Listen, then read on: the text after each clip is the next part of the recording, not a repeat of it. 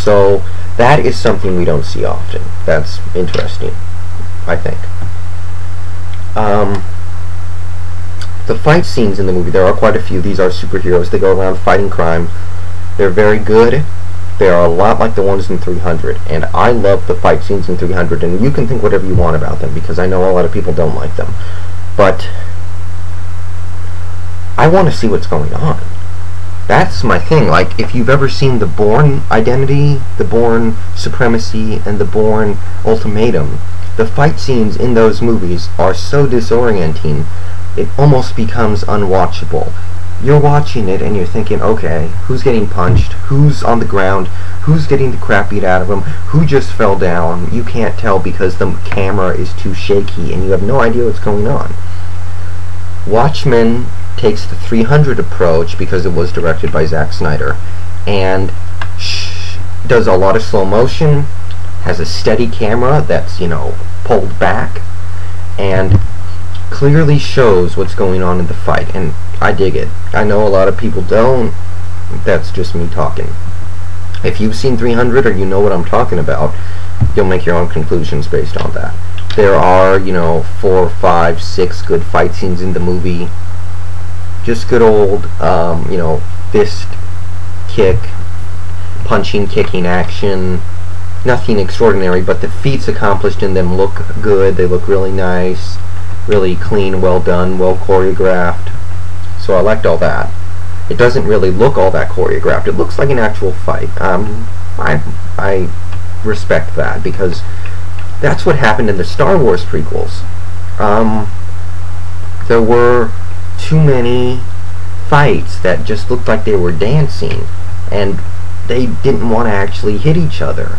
The only fight in the prequel trilogy that looked like a fight and not a dance was Darth Maul fighting Qui-Gon and Obi-Wan at the end of The Phantom Menace, as near as I could tell. I mean, some of the fights look good, but are they really fights, or are they dances? Anyway, the fight scenes are good. The plot is pretty intricate because you have 6 different characters. They have different backstories. They have different sides to tell. Some of them really aren't that deep or interesting. Like, for instance, 5 of the superheroes really need no explanation. They're just athletic people, physically well-built people who decided to put on masks and costumes once upon a time. And they don't really need to go into detail about that. They do show how Dr. Manhattan was created, because his is actually somewhat interesting. So we jump back and forth between these different perspectives. Rorschach is paranoid, he's disbelieving, he's very kind of a dark character. Ozymandias is kind of the opposite of that. He's president or owner or whatever of the most valuable company in the world, Vite Enterprises, Vite Industries or whatever, and the most intelligent man in the world, a billionaire who hangs out in his penthouse all day and is worshipped by the world. You have Night Owl, who's, long retired, kind of fat now, just trying to live a normal life. You have Dr. Manhattan, who works with the government trying to develop new technologies, and, generally just being a nuclear deterrent. And you have Silk Spectre 2, who's trying to maintain a relationship with Dr. Manhattan, but struggling and struggling. And you have the comedian, who's just kind of a bastard, and he dies near the beginning, but we see him a lot in flashbacks. So the plot is moving, it's intricate, there's a lot of stuff going on, it's a conspiracy thing, a lot of stuff happening. There are a lot of flashbacks in this movie, so if you don't know anything about the source material, and you know a little bit about it now if you've just watched this video, you might get lost. It probably could happen, because they're jumping forward. It's 1930, it's 1940, now it's the 1980s, now it's back in the 1960s. So pay attention.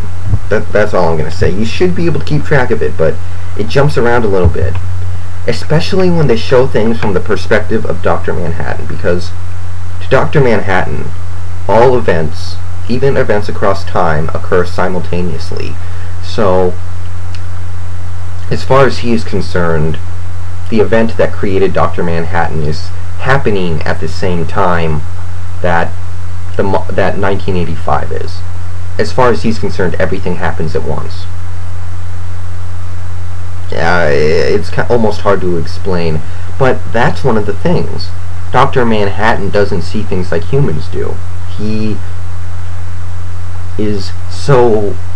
not omniscient entirely, but he's so powerful and sees things so differently, we can't even begin to comprehend his points of view. So, if you can keep up with the flashbacks, you should be good. Movie is long. You better just buckle your seatbelt and be ready for a ride if you sit down for it. It earned its R rating. There's a lot of blood. There's some gratuitous sex scenes. Nothing too objectionable. It's almost funny. There are some scenes where Dr. Manhattan blows some people up, and you have bones and guts just going everywhere, like in a South Park episode or something. It's almost funny. It's not quite realistic enough where you go, ew, but it's close. So, I dig it. I completely understand why some people won't, because you're not familiar with the source material, and it might be just a little too real. Because the movie's all about the Cold War, all about the fear of a nuclear war destroying everything, all about these superheroes struggling with themselves. And if you watch this movie and you see the end, you will probably see what I mean when I say this movie doesn't really have a villain. And maybe the movie doesn't even have a hero.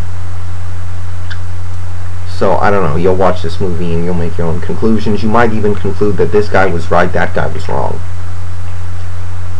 So, maybe I'm nerding people out with this video, but this is the kind of stuff I like. I like this kind of stuff. I mean, I'm half Korean, and if you've ever been to Korea, you know that they do things like StarCraft tournaments and things. I completely understand if you couldn't relate to that kind of stuff. If you're not into video games on the level that I am,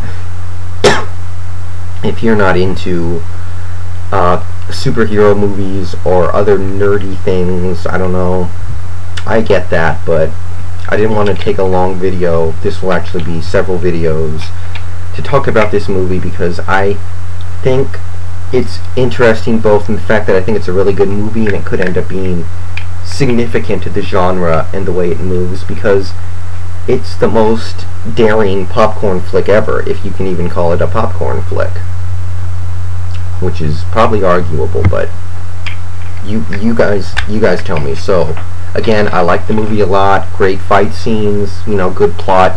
They pretty much copy the graphic novel word for word, but it worked. And a long time ago, somebody tried to direct the Watchmen movie, couldn't do it, and he later claimed this is unfilmable. You can't do it. And this movie is getting mostly positive, but some mixed reviews.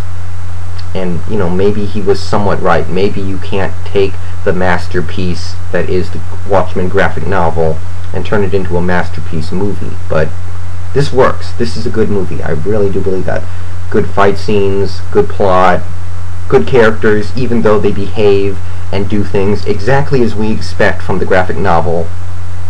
Well, I mean, it would be really hard to change too much from the graphic novel and still be able to call it Watchmen, I think, So, again, not for everyone. I liked it. I think you should all go check it out if you have 3 hours to kill. And there are some great previews before the movie. Terminator, Public Enemies, Star Trek, a lot of good stuff. Alright, I'm done. See you later.